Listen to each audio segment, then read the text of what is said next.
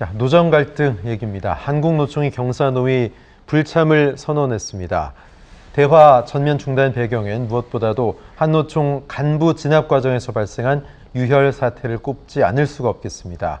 김준영 금속노련 사무총장이 고공농성 중에 경찰과 대치했고 또 경찰봉에 맞는 모습이 영상으로 공개가 됐습니다. 자, 먼저 김대현 평론가님 어떻게 보십니까? 경찰이 진압을 할 수밖에 없었던 이유는 네네.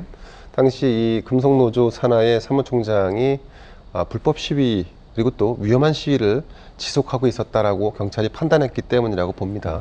자, 그리고 여기에 곤봉이 등장을 해서 시위를 하고 있는 민노총 소속의 조합원을 구타하는 장면이 나왔는데, 근데 이것 또한 이 시위자가 위험한 어떤 도구나 이런 것을 소지하고 있고 그것으로 위협을 가할 가능성이 다분하다라고 판단했기 때문에 경찰이 강하게 진압을 한 것으로 보입니다. 자, 근데 지금 어떻게 보면 노조 측에서 울고 싶은데 뺨을 맞은 격이랄까? 네. 사실은 지금 이 국내 양대 노총이라고 하는 민노총이나 한국노총 입장에서 본다 그러면 윤석열 정부의 노동개혁은 상당히 큰 위협일 수밖에 없습니다.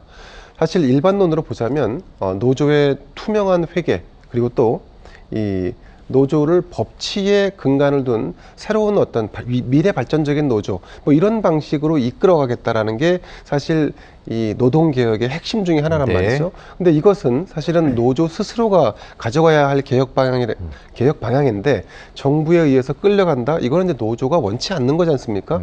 자, 이런 이 정부와 불편한 관계가 지금 형성되고 있는 와중에 사실 여기서 폭력적인 어떤 진압 과잉 진압이라고 할 수 있는 장면이 연출됐기 때문에 그렇기 때문에 지금 노조 측에서는 이 반정부 투쟁 쪽으로 방향을 선회할 것이다라고 하는 이런 예측이 나오고 있습니다. 자, 그래서 결국은 정부와 대화 채널이라고 할 수 있는 경사노위에 이 참여를 하지 않겠다, 불참을 선언한 거 아니겠습니까? 네. 사실 1999년도 김대중 정부 시절에 이 노동계와 또 정부 또 그리고 기업이 함께 대화하고 그것을 결국 산업과 노동계의 발전을 도모하자는 그런 창구, 협의의 틀로 만든 것이 사실 노사정위였고 노사정위가 지금 발전해서 경사노위까지 와 있는 건데 여기에 이제 민주노총은 일찌감치 탈퇴를 선언했고 한국노총이 계속해서 뭐 들락날락 이렇게 탈퇴 또 참여 이런 거 반복하다가 네. 결국 또 이번에 다시 불참하겠다라고 선언을 한 겁니다. 저는 뭐 어쨌든 이 원인 제공자와 또 결과의 문제의 해석을 따로 할 수는 없다라고 봅니다. 지금 같은 상황에서, 지금 같은 경제 위기 상황에서는 노동계도 일정 부분 양보를 할 필요가 있고 또 정부도 대화를 하기 위한 유연성을 키워야 한다. 그러려면 한국노총 정도는 적어도 이 대화 자체를 거부하는 이런 어떤 선택을 해서는 저는 옳지 않다라고 봅니다. 네, 한국노총은 오늘 전면 투쟁을 선언했습니다. 자, 막말을 서슴지 않는 인물을 경사노위 수장으로 앉혀도 김문수 위원장 얘기겠죠. 회계 문제를 삼아서 과태료를 때리고 또 국고 보조금을 중단해도 참고 참았다. 그러나 이제 인내심은 한계에 다다랐다. 이게 한노총의 입장인데요. 자, 노사정 대화 판을 엎었다. 뭐 이렇게 제목을 뽑은 언론사도 있었고, 자, 과연 판을 소위 뭐 엎었다라는 표현 자체를 쓴다면 그것이 한노총이라고 보시는지 박 교수님. 탈퇴할 수도 있다라는 것이 일단 뭐 임원진한테 넘긴다 이렇게 지금 입장이 약간 유동적이긴 하거든요. 어떻게 보십니까? 근데 이제 사실상의 탈퇴로 읽히기 때문에 네. 지금 이제 뭐 판이 엎어졌다 네. 이렇게 얘기들을 하는 겁니다. 사실은 어떻게 보면은 노사정이 탈퇴가 예견된 결과다 이렇게 봐야 되는 예. 게 대선 전만 하더라도 윤석열 당시 후보가 한국노총을 찾아가서 친구 관계라고 얘기를 했습니다.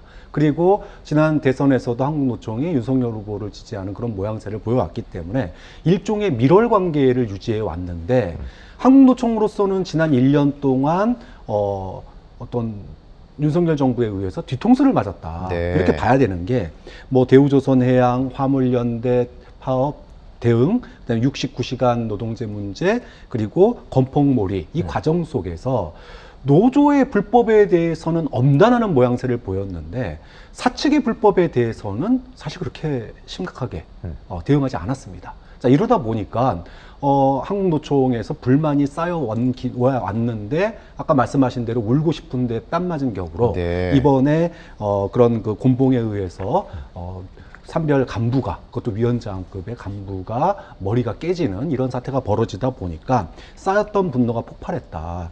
그런데 지금 이제 이게 사실상 이제 탈퇴로 가는 수순이다라고 보는 네. 게 엄정 법 집행, 여기서 윤석열 정부가 물러서 움직이면 전혀 예견할 수 없습니다. 예측이 안 돼요. 당연히 계속 이어갈 거고, 노동정책 또한 지금 오히려 강화됐으면 강화됐지 완화하거나 후퇴할 가능성은 사실 보이지 않거든요. 네. 자, 이렇게 놓고 본다면 경사노위 재참여는 사실상 이제 불가능에 가깝다. 그렇기 때문에 경사노위의 대화에 불참한다라는 거 선언하는 것 자체가 한국노총과 윤석열 정부의 밀월 관계가 끝났고 이제 소위 노정 관계에 있어서 대치 국면이 시작되는 그런 전환점이 일어났다, 이렇게 평가할 수 있을 것 같습니다. 예, 어쨌든 한노총의 경사노위 불참은 정부로서는 부담이 아닐 수가 없을 겁니다.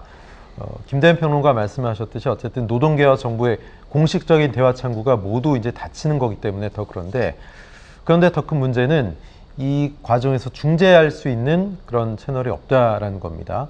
지금 경사노위 위원장인 김문수 위원장 경질 또는 교체 이야기가 솔솔 나오기도 했는데 김문수 위원장이나 이정식 노동부 장관이 나서야 하는데 오히려 더 문제가 긁어부스럼이 될 수도 있는 지금 그런 상황일 수도 있습니다. 적어도 김문수 위원장 정도는 경질내서 뭔가 다시 한번 손을 내밀어야 되는 거 아니냐, 정부가 한노총 측에, 이런 이야기도 나오고 있는데 어떻게 보십니까? 근데 노정 관계의 새 판을 짜기 위해서는 김문수 노사정의 위원장, 네. 경사노위 위원장, 예. 저는 진작부터 사실은 이제 교체해야 된다라고 예, 생각을 예. 했습니다. 그런데 이게 지금 그 소위 노정 관계를 갖다 회복하기 위한 경질이냐, 네. 아니면 소위 지금의 이 상황에서 소위 제3노총이라든지 이런 노정 관계의 어떤 판 자체를 갖다가 바꾸기 위한 교체냐, 이것이 이제 서로 이 김문수 위원장의 사퇴를 요구하는 거는 한국노총이나 민주노총 다 마찬가지인데 네네. 윤석열 정부에서 사퇴하는 이유가 한국노총과의 관계가 끊겼기 때문에 책임성, 경질성 교체가 아니라 오히려 좀 지금의 이제 노정 관계에 있어가지고 정부의 입장에 좀 그립을 잡기 위한 교체가 된다 네. 그러면 사실은 교체의 의미가 크게 없는 거죠. 좀 그런 점에서 지금 윤석열 정부도 고심을 하고 있는 것 같아요. 네. 괜히 바꿨는데 어떠한 것도 해결되지 않으면 더 평가가 안 좋다든가. 그렇죠. 그죠? 평가가 예. 더 안 좋아질 수 있거든요. 사실은 근데 바꿀 필요는 있어요. 네네. 왜냐하면 임명 당시부터 사실 극우성 발언을 해왔는데 그동안에 노조 혐오성 이 극우 발언이 사실은 너무 나가거든요. 예. 노조 없는 게 행복한 사회다 이렇게 요구를 해버리니까 이건 노조 자체의 존재 근거를 갖다가 부정하는 발언이에요. 이런 분하고 어떻게 대화가 가능하겠습니까? 거기다가 그러면 노동부 장관이라도 그러면은 중간에서 네. 대화의 어떤 창구를 만들어야 되는데 이정식 장관도 한국노총 출신이잖아요. 네. 그런데 69시간 노동 이런 걸로 한국노총하고 또 관계도 안 좋아요. 그렇기 때문에 지금 윤석열 정부의 이 노정 관계는 사실상 이제 관리의 한계를 벗어난 거 아니냐, 이렇게 보는 시각이 노동계에서 나오고 있는 거죠. 예, 김대현 평론가 어떻게 보십니까? 지금 김문수 위원장 교체 카드 정도로 좀 이 상황이 좀 무마되거나 좀 손을 내미는 액션이 유효할 거라고 보세요. 어떻게 보십니까? 김문수 경사노위 위원장을 교체한다. 네. 그게 한국노총이 바라는 바인가? 일단 거기에 대한 퀘스천이 있습니다.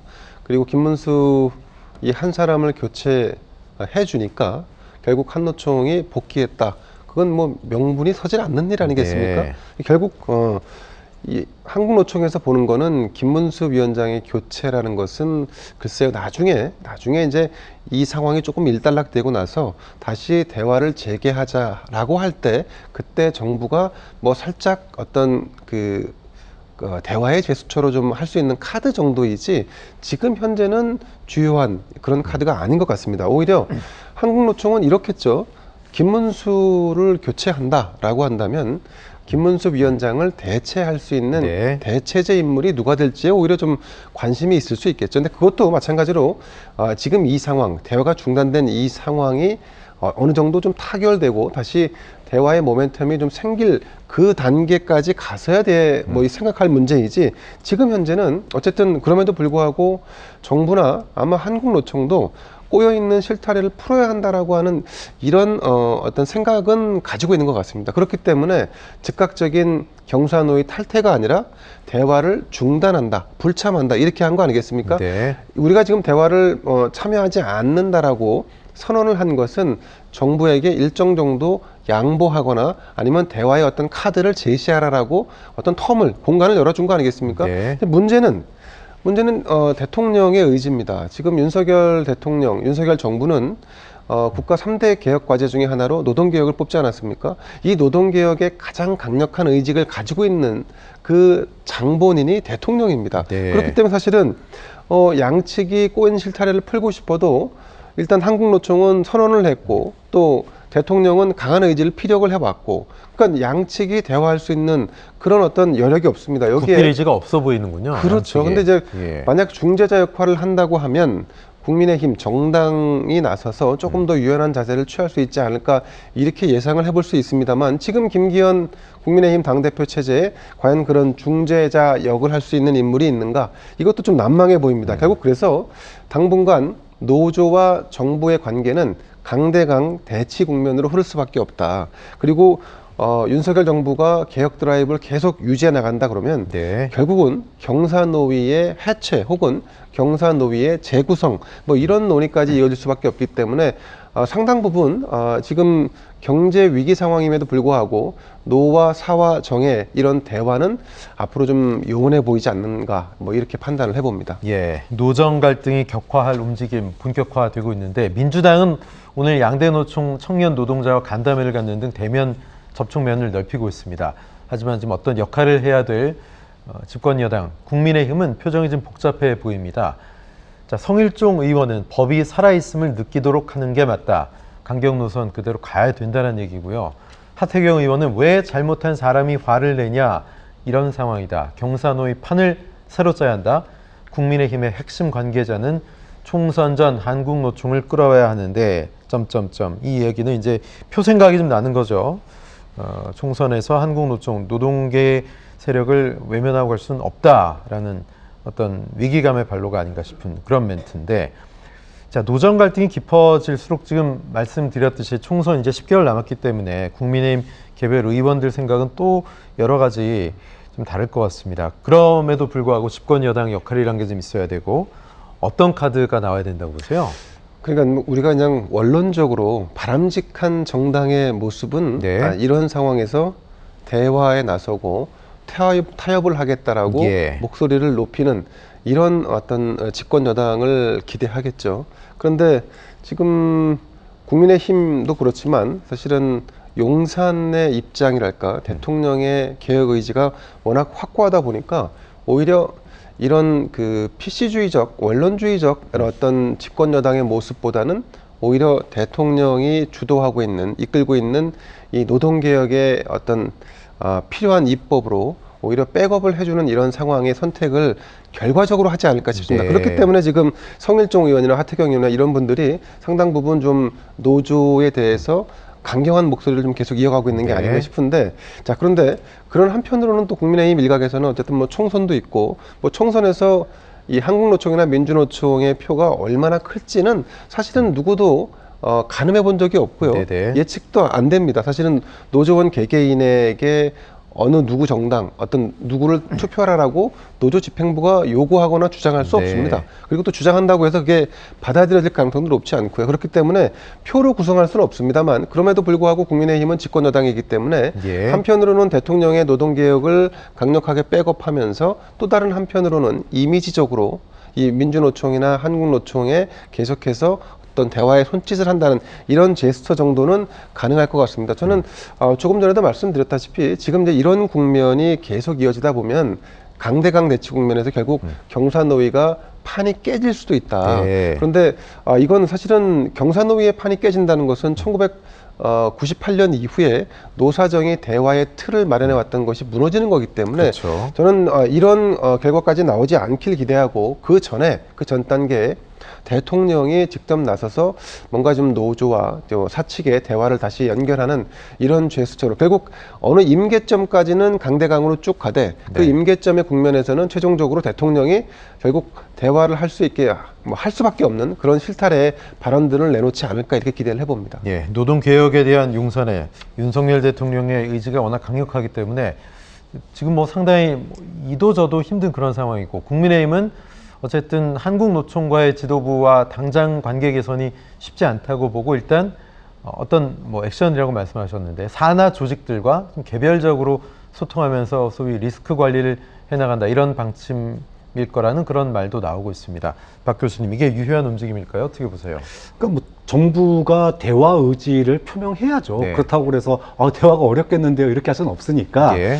대화를 하겠다라고 얘기를 하고 있는데 이 대화의 수단이 만만치가 않습니다. 네. 그러니까 과거와 같이 개별 노조로 돼 있다면 주요 기업 노조와 어떻게든 좋은 관계를 만들 수 있는 여지가 있는데 지금 뭐 민주노총뿐만 아니라 한국노총도 이미 산별로 다 전환했습니다. 네네. 산별 노조의 상황에서 산하단체와 어떤 대화의 채널을 만든다? 쉽지 않은 상황이에요. 그러면은 이제 생각할 수 있는 수 하나가 제3노총과의 어떤 연대를 만드는 방법이 네. 있죠. 그런데 이거는 정권 초기부터 김문수 위원장 임명 당시부터 이 얘기가 있었거든요. 그런데 지난 소위 MG 노조하고 소위 69시간 이 노동제 문제 때문에 MG 노조가 반대해서 사실 69시간이 멈춰버렸거든요. 네. 이걸 놓고 보면 이제 사례에서 보듯이 다른 어떤 수단을 통해 가지고 경사노위를 유지하거나 또는 새 판을 짜는 게 수단이 만만치가 않은 상황이에요. 예. 그렇기 때문에 노정 관계를